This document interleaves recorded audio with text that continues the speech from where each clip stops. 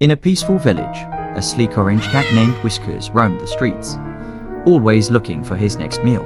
He was fast, cunning, and proud. Never once had he gone hungry. Just then, a small mouse named Nibble scurried out from the grass. He fed the hungry cat and take care of it till they become friends.